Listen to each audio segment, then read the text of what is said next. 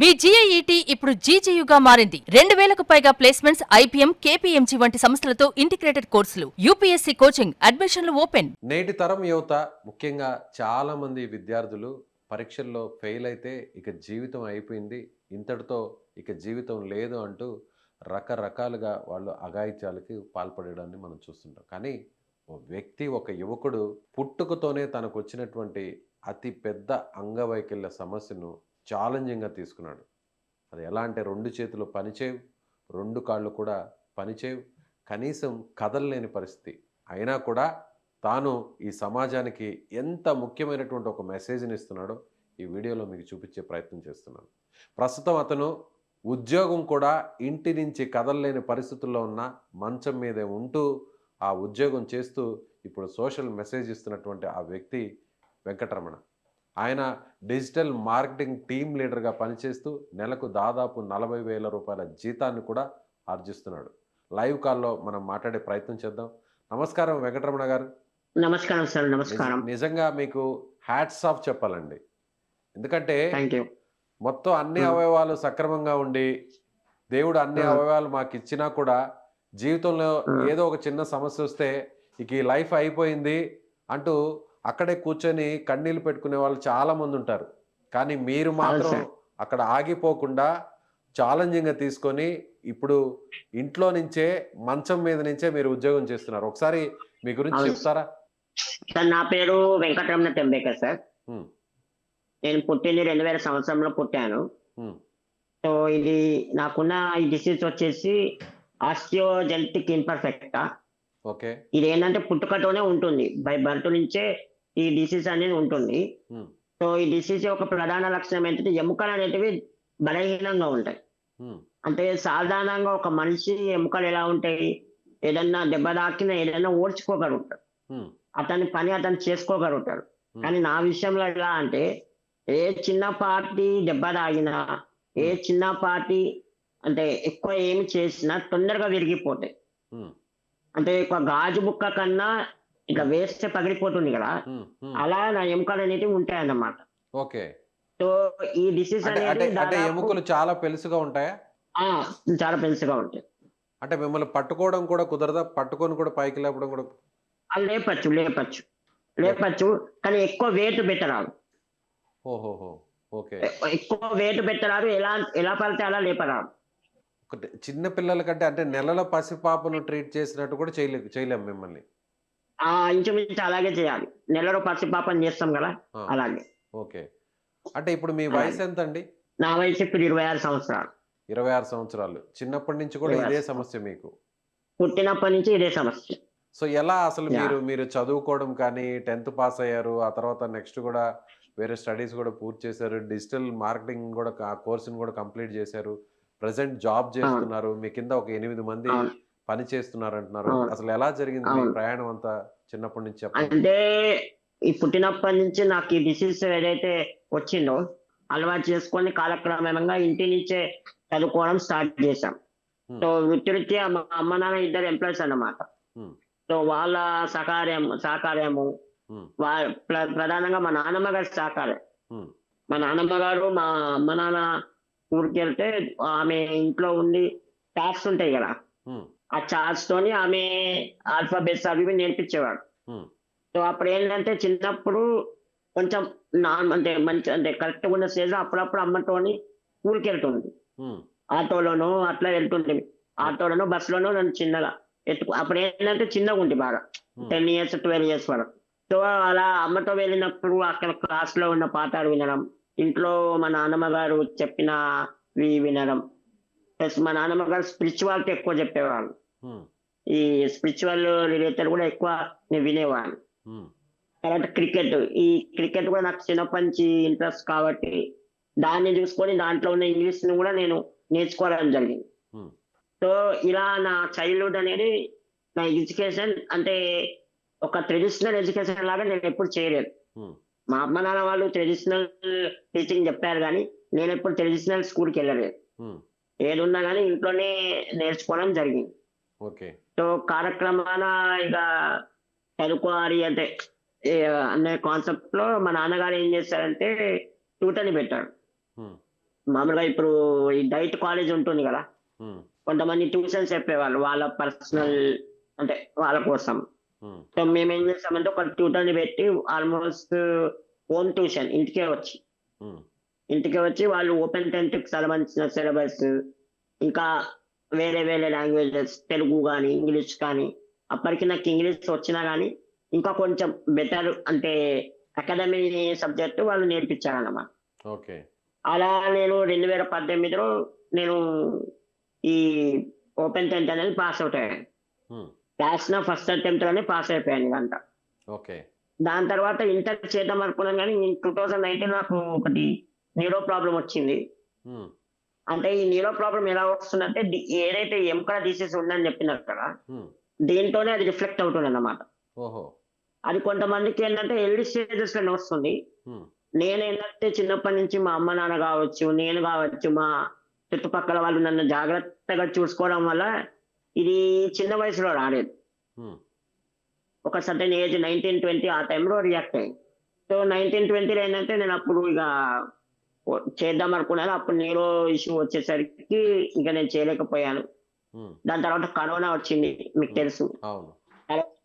ఇంటి నుంచి బయటికి వెళ్ళే పరిస్థితి కూడా లేకుండా, ఉమ్, అప్పటికి గవర్నమెంట్ ఓపెన్ అంటే అందరినీ పాస్ అవుట్ చేసేది, కానీ మనం అప్లై చేసే టైంకి మనకు తెలియదు కదా. ఉమ్, అప్పుడే ముందే పాస్ అవుట్ చేస్తుంటే మనం అనుకునేది సరే, ఇక సెంటర్కి వెళ్ళి రాయడము చేయడం అనేది పాసిబుల్ అవ్వదు కరోనా టైంలో, మీకు తెలుసు కదా. అవును. సో అలా 2 సంవత్సరాలు చేయలేదు. 2022 నుంచి నేను అనుకున్నాను అన్నమాట, ఈ స్కిల్ బేస్డ్ జాబ్స్ అయినా చేద్దాము, ఎడ్యుకేషన్ కాకుండా.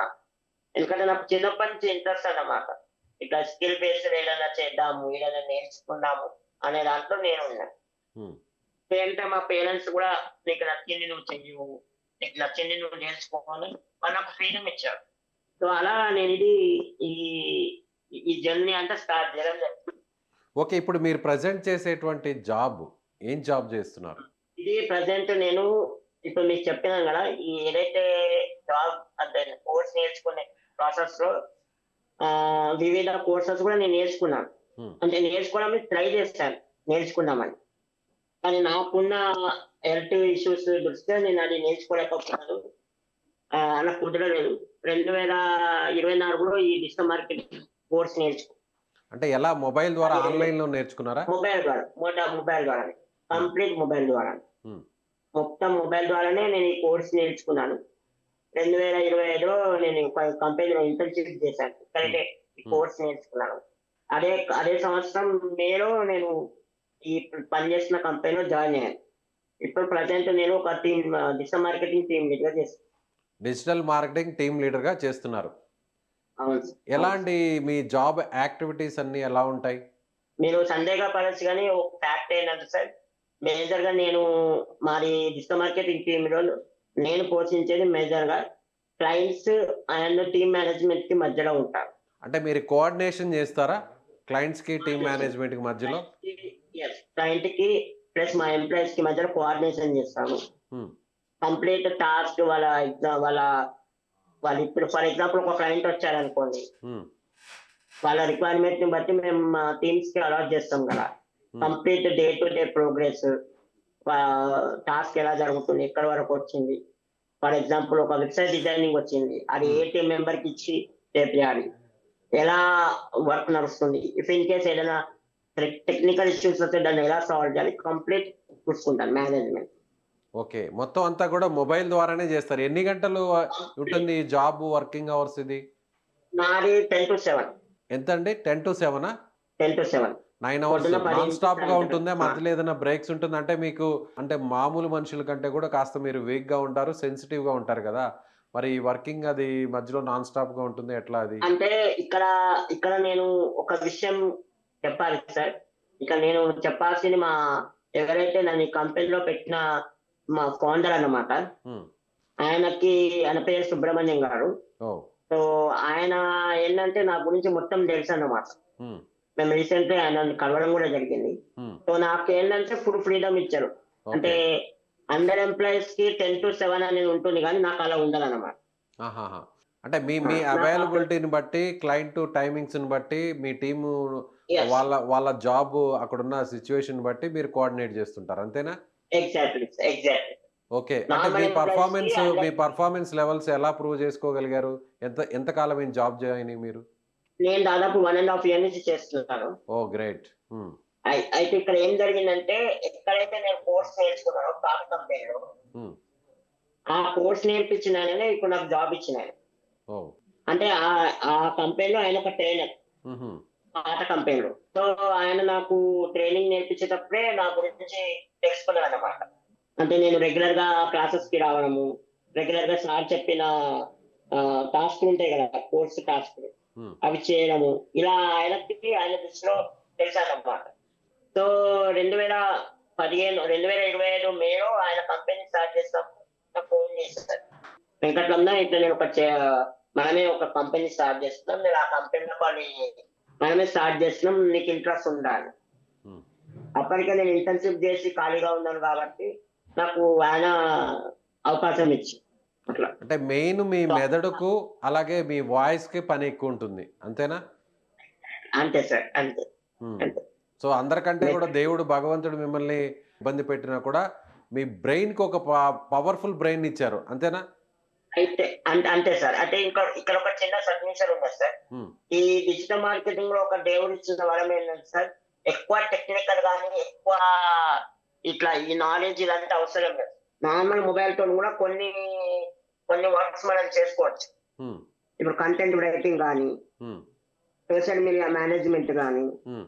ఇలా కొన్ని మెటా యాప్స్ కానీ కొన్ని ఉంటాయి కదా, ఇవి మనం మొబైల్లో కూడా చేసుకోవచ్చు. హ్మ్. అది ఒక డొమైన్ అనేది నాకు ఒక వరం రా, ఒక రకంగా చెప్పాలి. యెస్. అంటే ఇప్పుడు డిజిటల్ మార్కెటింగ్ అన్నారు గదా! మీ క్లయింట్స్ ఏ బిజినెస్ రన్ చేస్తుంటారు? మీకు హైర్ అయిన నాకు క్లయింట్స్? ఇన్సూరెన్స్ కంపెనీ నుంచి ఉన్నారు. ఒక టాప్ మోస్ట్ ఇన్సూరెన్స్ కంపెనీకి చేస్తున్నాము. హ్మ్. తర్వాత ఒక హైదరాబాద్ లో ఉన్న ఒక టాప్ మోస్ట్ బైక్ కంపెనీస్ కి మేము చేస్తున్నాము. హ్మ్. తర్వాత వాటర్ ప్రూఫింగ్ సర్వీసెస్ కి మేము ఇస్తాము. వాటర్ ప్రూఫింగ్ ఒక క్లయింట్ ఉన్నారు మాకు. హ్మ్. తర్వాత ఒక డెర్మటాలజిస్ట్ డాక్టర్ ఉన్నారు, వాళ్ళకి మేము చేసిస్తాము. హ్మ్. డిఫరెంట్ ఇండస్ట్రీస్ నుంచి మాకు క్లయింట్స్ ఉన్నారు. అంటే మీరిప్పుడు ఈ సోషల్ మీడియా యాప్స్‌ని వాటిని గూడా మీరు రన్ చేస్తుంటారా? రన్ చేస్తుంటాం. క్లయింట్‌వి మేము రన్ చేస్తాం. ఓకే. సో క్లయింట్‌కి క్లయింట్‌వి కావాల్సిన మేము రన్ డేటాను గూడా మీరు వాళ్ళకి పాస్ ఆన్ చేస్తుంటారు. మీ పాస్ టీమ్ ఆన్ నుంచి. చేస్తుంటాం. టీమ్ లీడ్స్‌కి అవసరమైతే మా టీమ్‌కి ఆ క్లయింట్‌తో మీటింగ్ కూడా పెట్టిస్తాం. ఓకే. ఒకవేళ మీరు ఈ ఎందుకంటే టైప్ ఆఫ్ ప్రాబ్లమ్‌తో సఫర్ అవుతున్నారన్న సమాచారం మీ క్లయింట్స్‌కి తెలుసా? తెలీదు. తెలీదు. అంటే ఒక క్లయింట్‌కి తెలుసు. ఒక ఆయనకి. రిమైనింగ్ పీపుల్ ఎవరికీ తెలీదు. సో యాజ్ యూజువల్‌గా అందరితో ఎలా మాట్లాడుతున్నారో మీతో గూడా అలాగే డీల్ చేస్తుంటారు. మీరు గూడా అంతే. వాళ్ళతో వాళ్ళు అలాగే డీల్ చేస్తుంటారు. మేము అలాగే డీల్ చేస్తాం. ఎప్పుడు కూడా నేను ఇలా ఉన్నాను, నాకేదో ప్రాబ్లమ్ ఉంది, ఈ కంపెనీలో ఒక స్పెషలైజ్డ్ పర్సన్ ఉన్నాడని చెప్పి ఎవరికీ తెలీదన్నమాట. ఓకే. ఈవెన్ మా ఎంప్లాయీస్ కానీ, మా స్టాఫ్ అంటే నాతో పనిచేస్తున్న కొలీగ్స్ ఎవరు కూడా నన్ను ఒక స్పెషల్ పర్సన్ లాగా ట్రీట్ చేయరు. నన్ను ఒక కామన్ మ్యాన్ లాగానే ట్రీట్ చేస్తారు. వాళ్ళు అలా ట్రీట్ చేయడం వల్ల నాకు కూడా ఒక హ్యాపీనెస్ ఉంటది. హ్మ్. ఇప్పుడు ఒక స్పెషల్ పర్సన్ నాకేదో ఒక అలా కాకుండా వాళ్ళలాగానే ట్రీట్ చేసి, వాళ్ళు ఏదైతే ఎక్స్‌పీరియన్స్ చేస్తుంటారో వాళ్ళ లైఫ్‌లో, అలా నాతో పాటు షేర్ చేసుకుంటూ జాలీగా ఉంది. ఎలా అనిపిస్తుందండి? సో చాలామంది మిమ్మల్ని ప్రైజ్ చేస్తుంటారు. చాలామంది మిమ్మల్ని ఒక స్పోర్టివ్‌గా తీసుకుంటుంటారు. ఒక రోల్ మోడల్‌గా తీసుకుంటుంటారు. సో మీ గురించి తెలిసాక, విన్నాక వాళ్ళు మాట్లాడుతున్నప్పుడు ఎలా అనిపిస్తుంది మీకు? అంటే ఏమనిపించదు. ఎందుకు అంటే అది చిన్నప్పటి నుంచి నా గురించి చాలా మంది వినడం నాకు అలవాటయిపోయింది.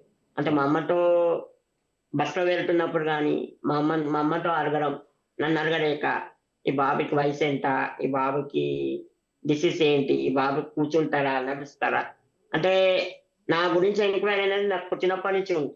సో నాకు ఇది అలవాటయిపోయింది. ఇది డైజెస్ట్ అయిపోయిందన్నమాట.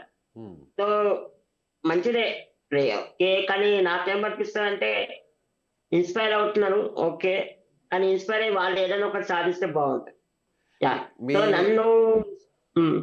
నన్ను ఇన్‌స్పైర్ అయితున్నారు ఓకే. బట్ నన్ను ఇన్‌స్పైర్ అయ్యి వాళ్ళు ఏదైనా ఒక స్టెప్ ముందుకేసి వాళ్ళ లైఫ్‌లో వాళ్ళు ఏదనుకుంటే అది చేస్తే, నన్ను పొగడడం కన్నా వాళ్ళు ఏదైనా సాధిస్తే అది ఇంకెక్కువ హ్యాపీనెస్. సో ఎప్పుడు బాధపడలేదా మీరు? యాస్ ఎ హ్యూమన్ బీయింగ్ ఖచ్చితంగా ఉంటాయి హ్మ్. బాధలనేటివి. హ్మ్. But okay. అవి నేను ఎక్కువ రోజులు క్యారీ ఫార్వర్డ్ చేయను. నేను ఏదన్నా గాని ఒక 10-15 నిమిషాలు నేను బాధపడను. అంతకు మించి ఎక్స్‌ట్రీమ్‌కెళ్ళను. ఓకే. ఎందుకంటే లాభం లేదు. లాభం లేని దాని గురించి మనం బాధపడి టైం వేస్ట్ కదా! రీసెంట్‌లీ లాస్ట్ ఇయర్ మా నాన్నమ్మ గారు చనిపోయారు. మా నాన్నమ్మ గారు. నానమ్మ గారు. ఓకే. మీకే ఆమె యాహ్! మెయిన్ మీ మొత్తం మీ చిన్నప్పటి నుంచి అంతా కూడా మిమ్మల్ని ఈ స్థాయిలో సపోర్ట్ చేస్తూ కంప్లీట్. వచ్చిన వ్యక్తి ఆమె. కంప్లీట్. కంప్లీట్. హ్మ్. ఆమె చనిపోయినప్పుడే నేను బయట పడడానికి జస్ట్ 15-20 మినిట్స్. ఆమె చనిపోయినదే. డాక్టర్స్ హైదరాబాద్‌లో చనిపోయారు. డాక్టరు నాకు మా పేరెంట్స్‌కి చెప్పారు. ఫైనల్ అంటే వి హావ్ నో ఛాన్సెస్ అని. ఎప్పుడైతే మా మదర్ గారు నాకు కాల్ చేసి వి హావ్ నో ఆప్షన్స్ అని చెప్పంగానే నేను జస్ట్ 15 మినిట్స్ కొంచెం బాధపడ్డా అంతే. ఓకే. నెక్స్ట్ స్టెప్ దీన్ని ఎలా కంటిన్యూ చేయాలి? దీన్ని ఎలా ఓవర్‌కమ్ చేయాలి? అండ్ ఫర్దర్ స్టెప్స్ అంటే ఆమెకి సంబంధించిన ప్రోగ్రామ్స్ ఉంటాయి గదా! అవి ఎలా మేము కంప్లీట్ చేయాలి? దీన్ని ఎలా మేము ముందుకు తీసుకెళ్లాలనే కాన్సెప్ట్‌లోనే నేనున్నా. కానీ అరే! ఆమె వెళ్ళిపోయింది గదా! నా లైఫ్ ఏంటి అని చెప్పి నేనేం బాధపడలేదు. అంటే ఓకే. నాకు చిన్నప్పటి నుంచి అంతే. ఎక్కువ ఏది నేను మనసుకు తీసుకొని బాధపడను. మీ సాలరీ ఎంతుంటుంది వెంకటరమణ గారు? ప్రెజెంట్ 35,000 ఉంటుంది. 35,000. ఓహ్! యెస్. హైక్స్ ఏమన్నా వచ్చాయా? లేదంటే సేమ్ సాలరీయే కంటిన్యూ అవుతుంది? రీసెంట్‌గానే హైకొచ్చింది. Last 6 months back. ఓకే. అంటే మేము ఎవ్రీ ఇయర్ 1 ఇయర్ పెట్టుకుంటాము. హ్మ్. 1 ఇయర్ మాకుంటుంది. రీసెంట్‌గానే వచ్చింది. ఓకే. మీ యాక్టివిటీస్ ఎలా ఉంటాయి? డైలీ యాక్టివిటీస్ మీరు ఫుడ్ తీసుకోవడం కానీ, మీకు సంబంధించిన కాలకృత్యాలు ఇవన్నీ కూడా డైలీ యాక్టివిటీస్ దినచర్య ఎలా ఉంటుంది? అంటే కంప్లీట్ మా ఇంట్లో మా అమ్మగారు గాని, మా నాన్నగారు గాని వాళ్ళ హెల్ప్‌తోనే జరుగుతుంది. వితౌట్ వాళ్ళ హెల్ప్ అనేది నథింగ్ పాసిబుల్. హ్మ్. లేదనుకుంటే మా బ్రదర్ ఉంటారు. మా బ్రదర్ వచ్చేసి వారిప్పుడు డాక్టర్. వారు కర్నూలులో డాక్టర్ చేస్తున్నారు. హ్మ్. వాళ్ళ వాళ్ళ అవైలబిలిటీని ఎందుకంటే వాళ్ళు ఎంప్లాయీస్ కాబట్టి హ్మ్. నన్ను అన్ని సిద్ధం చేసి నాకంటూ ఒక థింగ్స్‌ని పెట్టేసి ఎళ్లారు కాబట్టి వాళ్ళ డే టు డే షెడ్యూల్ ఎలా ఉంటుందో మార్నింగ్ 9-5 నాది అలాగే ఉంటుంది. హ్మ్. మీ ఇమేజెస్ చూస్తుంటే మీ లైఫ్‌లో చాలా ప్రతి మెమరబుల్ ఇన్సిడెంట్‌ని కూడా మీరు క్యాప్చర్ చేసుకున్నారు. మీరు బయట అవును ట్రిప్స్ సార్. వెళ్తున్నారు. ఫ్యామిలీతో కలిసి అవును సార్. స్పిరిచ్యువల్ అవును సార్. టూర్స్‌కెళ్తున్నారు. సో, ఇదంతా అవును సార్. మీ ఫ్యామిలీ సపోర్ట్ వల్లే ఇదంతా జరిగిందంటారా? ఎక్కడెక్కడికి వెళ్లారు? బయటకి కూడా మీరు తిరుగుతున్నట్టున్నారు? అవును సార్. మేము ఆల్‌మోస్ట్ సౌత్ ఇండియా మొత్తం అయిపోయింది మా ట్రిప్పు. ఓహ్! కన్యాకుమారి, మదురై, శ్రీరంగం, తిరుపతి. హ్మ్. ఎవ్రీ ఇయర్ మేము తిరుపతి వెళ్తాం హ్మ్. కంపల్సరీ. హ్మ్. సో, ఖచ్చితంగా సౌత్ ఇండియా మొత్తం అయిపోయింది. హ్మ్. కాశీ గూడా అయిపోయింది. హ్మ్. నాకు 10 ఇయర్స్ ఉన్నప్పుడే 12 ఇయర్స్ ఉన్నప్పుడే కాశీ అయిపోయింది. హ్మ్. అండ్ వెరీ రీసెంట్‌గా ఉజ్జయిని ఎళ్ళాం. ఉజ్జయిని ప్లస్ ఓంకారేశ్వర్ గూడా ఎళ్ళొచ్చు. ఎవ్రీ 1 ఇయర్‌కోసారి మేము ట్రిప్స్‌కెళ్తామన్నమాట. హ్మ్. ఎందుకంటే నాకు ఇష్టం. ఎవ్రీ ఇయర్ ఎటన్నా ఒక వెకేషన్‌కెళ్ళాలి. ఎటన్నా బయటికెళ్ళాలి. సో, దానికి తగ్గట్టు మా పేరెంట్స్‌కేంటంటే సమ్మర్ హాలిడేస్ ఉంటాయి. హ్మ్. ఎందుకంటే వాళ్ళిద్దరు టీచర్స్ కాబట్టి వాళ్ళకి జులై ఏప్రిల్ 23 నుంచి సమ్మర్ వెకేషన్ ఉంటుంది. ఓహ్! సో, ఆ ఫ్రేమ్‌లో మేము వెకేషన్స్‌కెళ్తాం. ఓకే. ఎంతమంది ఇక ఈ మీరు ప్రాసెస్ అన్నదమ్ములు, అక్క చెల్లెళ్ళు ఉన్నారా? మీరొక్కరేనా ఇద్దరు సంతానం? అన్నదమ్ములు. ఇద్దరు అన్నదమ్ములు. నాకు తమ్ముడున్నాడు. తమ్ముడు. మీరు ఎల్డర్. తమ్ముడు. నేను ఎల్డర్. ఓకే. తమ్ముడు సపోర్ట్ గూడా బావుంటుంది. పేరెంట్స్ సపోర్ట్ అమ్మా, నాన్నతో పాటు. అమ్మ, నాన్న, తమ్ముడు వాళ్ళ సపోర్ట్ చాలా ఉంటుంది. మా నాన్నమ్మ గారి సపోర్ట్.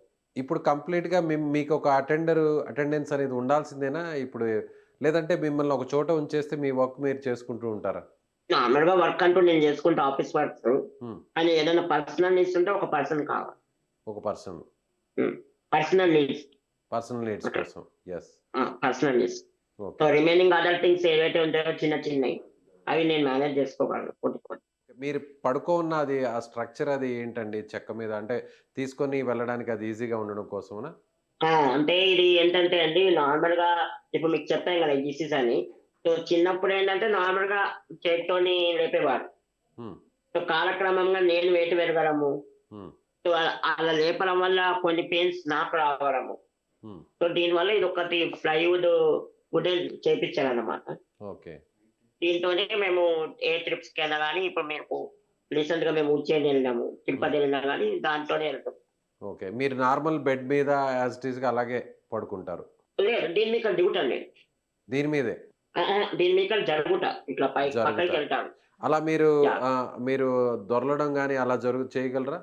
లేదు, లేదు, లేదు, లేదు. ఎలా మీరిప్పుడు పడుకోనున్నారో అలాగే ఉంటారంతే.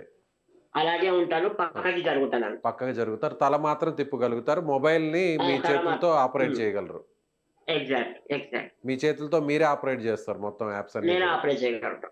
మొబైల్ అనేది మొబైల్ గానీ, ఆ! రిమోట్ గానీ హ్మ్. అలాంటివి. ఒకవేళ మీరు రాయడం పాసిబుల్ అవ్వదు. ఓకే. మీరు ఒకవేళ చదువుకోకపోయుంటే, ఇవన్నీ కూడా మీకు ఇంగ్లీష్ తెలియడం గానీ, లేదంటే సాఫ్ట్‌వేర్‌లు గానీ, ఆ యాప్స్‌ని, అప్లికేషన్‌ని ఆపరేట్ చేయడం గానీ, ఇవన్నీ కూడా మీకు తెలిసుండేది కాదు. అక్కడికే ఆగిపోయుంటే, దేవుడు ఇలా మనల్ని శిక్షించాడు, ఇదొక శాపం అనుకోని అక్కడే ఆగిపోయుంటే, సో, ఎవరికీ కూడా ఉపయోగపడని విధంగా అలా ఉండిపోయారు అక్కడ. ఆ!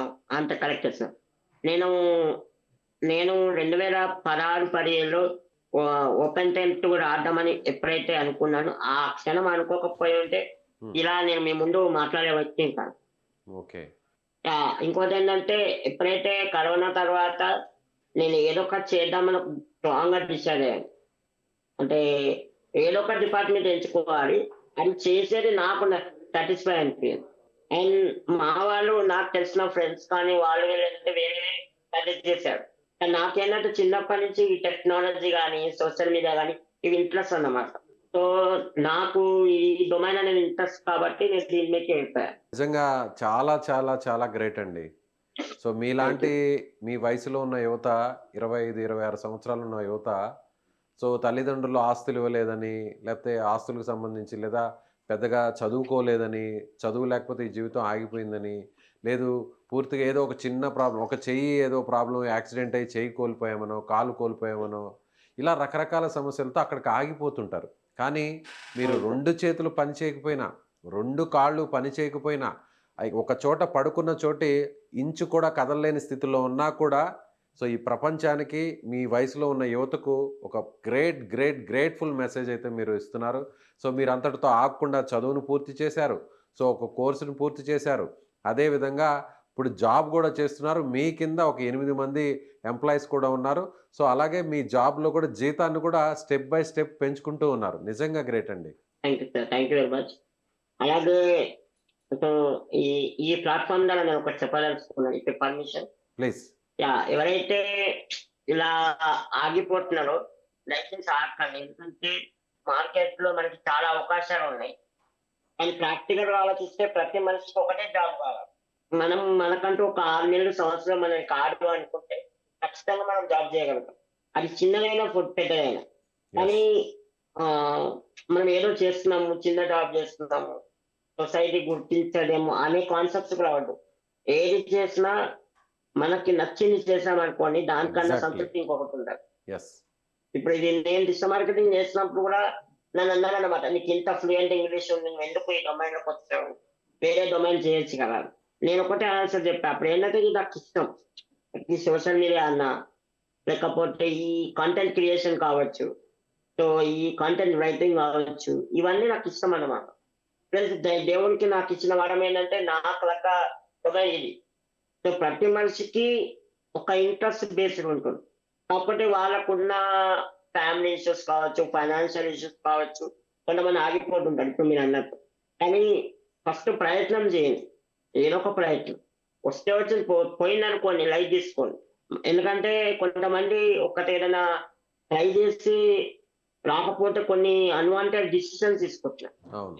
అంటే వాళ్ళ లైఫ్‌ని కూడా స్పాయిల్ చేసుకుంటున్నారు. అవును. సో, అది కూడా అలా చేయకుండా ఇంకొక ఏదైనా బెటర్ ఆపర్చునిటీ చూడాలి. కానీ తొందరపడి ఎలాంటి తప్పుడు నిర్ణయాలు తీసుకోవద్దనేది నాదొక చిన్న రిక్వెస్ట్. సో, అలాగే వెంకటరమణ గారు మీరు ఆహారం అంటే అందరూ నార్మల్‌గా తీసుకునేటువంటి హెల్తీ పర్సన్స్ తీసుకునేటువంటి ఫుడ్డు అదే తీసుకుంటారా? లేకపోతే స్పెషల్ డైట్ అదే ఏమన్నా ఉంటదా? లేదు, లేదు. స్పెషల్ డైట్ ఏముండదు. ఒక కామన్ మ్యాన్ ఎలాంటి ఫుడ్ అయితే తింటారో హ్మ్. అలాంటి ఫుడ్డే తింటారు. ఓకే. మీరందరూ రెగ్యులర్‌గా టీవీ వాచ్ చేస్తుంటారు, మూవీస్ చూస్తుంటారు. సినిమా థియేటర్స్‌కి కూడా అంతే. తీసుకెళ్తుంటారా మీ పేరెంట్స్ మిమ్మల్ని? సినిమా థియేటర్ ఒక 10 ఇయర్స్ బ్యాక్ ఎళ్ళేవాడిని. హ్మ్. నా లాస్ట్ మూవీ 'అత్తారింటికి దారేది'. ఓహ్! గ్రేట్. సో, దాని తర్వాత ఎళ్ళలేదు. అంటే క్రౌడ్ ఉంటుంది గదా! అవునవును. హెవీ క్రౌడ్ ఉంటుంది. ప్లస్ ఇదంతా కాన్సెప్ట్. ప్లస్ నాతో పాటు ఇంకొక ఇద్దరు, ముగ్గురు రావాలి రావాలి. ఖచ్చితంగా. అవును. ఇప్పుడు ఫర్నిచర్ సెటప్ గూడా సెట్ కాదు మనకి. మీ ఫేవరెట్ హీరో అండి? పవన్ కళ్యాణ్. పవన్ కళ్యాణ్. కలవాలన్న ఆలోచన ఎప్పుడన్నా వచ్చిందా? ఏ వచ్చిందా అంటే నార్మల్‌గా యాస్ ఎ ఫ్యాన్ అనుకుంటాను. కానీ అంతేనండి. యాస్ ఎ ఫ్యాన్‌గా అనుకుంటాను అంతే. పవన్ కళ్యాణ్ గారు చాలా కోట్ల మందికి ఆయన ఒక ఆరాధ్య దైవం. మీలాంటి ఫ్యాన్స్ అవును. గుండెల్లో ఆయన ఎప్పుడూ ఉంటారు. అయితే మీలాంటి వ్యక్తులు ఆ కోట్ల మందిలో కొద్ది మంది మాత్రమే మీలాంటి వ్యక్తులు సో, ఈ సమాజంలో చాలా మందికి ఆదర్శంగా ఉండేది మీలాంటి కొద్ది మంది మాత్రమే. సో, ఈ సందర్భంగా సుమన్ టీవీ ద్వారా పవన్ కళ్యాణ్ గారిని కలవాలనేటువంటి ఆలోచన, ఆ ప్రయత్నం ఏమన్నా చేయదలుచుకున్నారా? పవన్ కళ్యాణ్ గారు ఒకవేళ వాళ్ళ టీము ఆయనకి ఈ వీడియోని పంపిస్తే సో, మీలాగా యువత ఒక ఇన్‌స్పైరబుల్ పర్సన్‌గా అంటే మీలాగా ఉండేటువంటి వ్యక్తుల్ని ఆదర్శంగా తీసుకొని యూత్ ముందుకు రావాలనేటువంటి ఒక మెసేజ్ ఇవ్వడం కోసమైనా పవన్ కళ్యాణ్ గారు మిమ్మల్ని కలవచ్చేమో! ఈ సందర్భంగా ఏమన్నా ఒక రిక్వెస్ట్ చేస్తారా? నేను కలవాలని అనుకోలేదు. ఎందుకంటే యాస్ ఎ ఫ్యాన్ నేను అంటే ఆయనని ఎప్పుడు చిన్నప్పటి నుంచి గూడా ఆయన మూవీస్ చూస్తూ పెరిగాను గదా! ఎప్పుడు కలవాలని ఎప్పుడు ప్రయత్నం అయితే నేనెప్పుడు చేయలేదు లైఫ్‌లో. హ్మ్. చాలా సార్లు సందర్భాలు వచ్చుంటాయి. మా బాబాయ్ వాళ్ళు వీళ్ళు అనుకుంటూ ఉంటారు. హ్మ్. ఎళ్దాము, కలుద్దామని జెప్పి. కానీ ఎప్పుడు ఆ ప్రయత్నం అయితే చేయలేదు ఇంతవరకు. హ్మ్. యాక్సిడెంటల్‌గా జరిగితే దానికి నేనేం చేయలేదు. కలవాలన్న ఆలోచన ఉందా? ఆలోచన అయితే ఉంది. హ్మ్. బట్ నేనెప్పుడు ప్రయత్నం చేయలేదు. అనుకోలేదు గూడా. హ్మ్. కలిస్తే కలుద్దాం లేకుంటే లైట్ అన్న ప్రాసెస్‌లో నేనున్నాను. మీ పని అంతే. మీరు చేసుకొని వెళ్ళడమే. అంతే. అంతే. ఓకే. రైట్ అండి. నిజంగా గ్రేట్ అండి. గ్రేట్. రియల్లీ చాలా చాలా గ్రేట్ వెంకటరమణ గారు. Thank you sir. Thank you Vijay గారు. Okay. Very good conversation with you. Thank you very much. చూసారుగా వెంకటరమణను ఎంత కాన్ఫిడెంట్‌గా ఉన్నాడంటే తను మాట్లాడుతున్నటువంటి ప్రతి మాట ఎంత చక్కగా, ఎంత కాన్ఫిడెంట్‌గా చెప్తున్నాడంటే ప్రతి ఒక్కరికి ఇలాంటి వ్యక్తులు కోట్ల మందికి ఆదర్శంగా నిలుస్తారు. ఎందుకంటే ఒక చెయ్యిలో ఒక వేలు లేకపోతే వెలవెల్లాడిపోతాం. అలాంటిది 2 చేతులు లేవు, 2 కాళ్ళు లేవు, పని చేయవు. పడుకున్న చోట నుంచి ఇంచు కూడా కదలలేని పరిస్థితి. కానీ అక్కడితో ఆగిపోలేదు. చదువుకున్నాడు. చదువును పూర్తి చేశాడు. ఒక్క చదువుంటేనే కాదు, చదువుతో పాటు ఉద్యోగం కూడా కావాలనుకున్నాడు. ఒక కోర్స్ జాయిన్ అయ్యాడు. సో, ప్రెజెంట్ ఇప్పుడు రూ. 35,000 జీతానికి ఉద్యోగం చేస్తూ, తన కింద 7, 8 మంది ఉద్యోగస్తులను కూడా నియమించుకున్నాడు. సో, సాలరీని కూడా పెంచుకుంటూ పోతున్నాడు. ఇలాంటి వెంకటరమణ లాంటి వ్యక్తులు చాలామందికి ఆదర్శంగా నిలవాలని కోరుకుంటూ, సో, ఈ వీడియో చూస్తున్న వాళ్ళకి ఏమనిపిస్తుందో ఖచ్చితంగా మీ ఒపీనియన్‌ని కామెంట్ బాక్స్‌లో తెలియచేయండి.